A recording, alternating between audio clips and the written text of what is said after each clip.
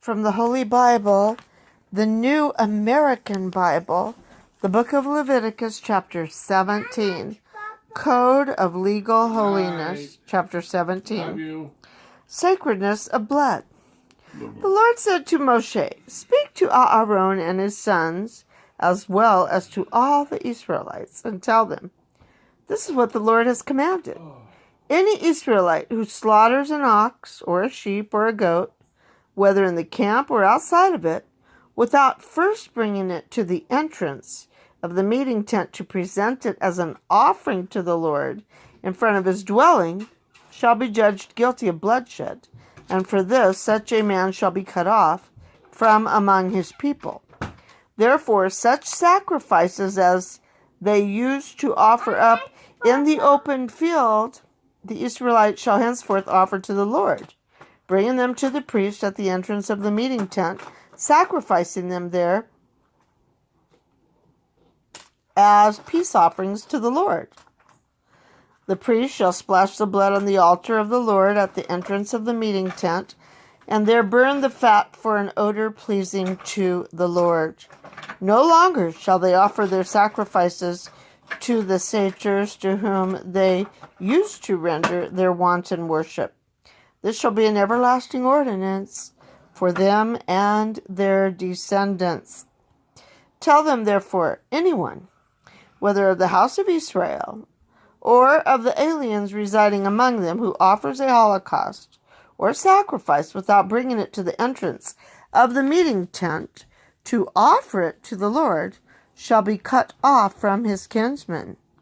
And if anyone, whether of the house of Israel or of the aliens residing among them, partakes of any blood, I will set myself against the one who partakes of blood, and will cut him off from among his people. Since the life of a living body is in its blood, I have made you put it on the altar, so that atonement may thereby be made for your own lives, because it is the blood, as the seed of life, that makes atonement. That is why I have told the Israelites, no one among you, not even a resident alien, may partake of blood. Anyone hunting, whether of the Israelites or of the aliens residing among them, who catches an animal or a bird that may be eaten, shall pour out its blood and cover it with earth, since the life of every living body is its blood.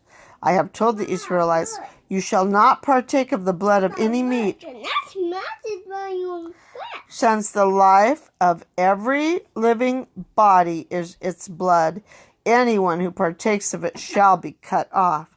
Everyone, whether a native or an alien, who eats of an animal that died of itself, or was killed by a wild beast, shall wash his garments, bathe in water, and be unclean until evening, and then he will be clean. If he does not wash or does not bathe his body, he shall have the guilt to bear."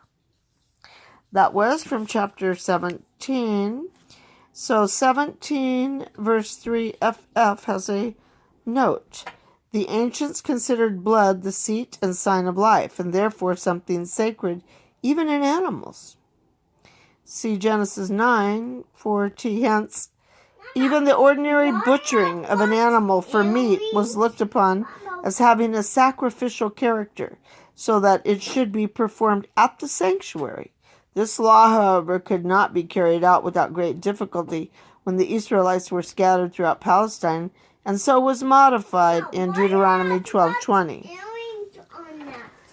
And then chapter 17 verse 11 reads, "The atonement may thereby be made for your own lives."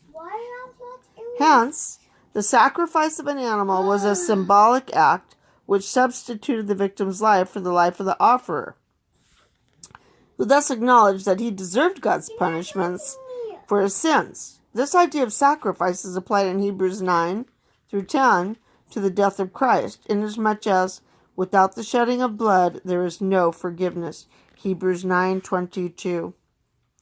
The word of the Lord. Thanks be to God.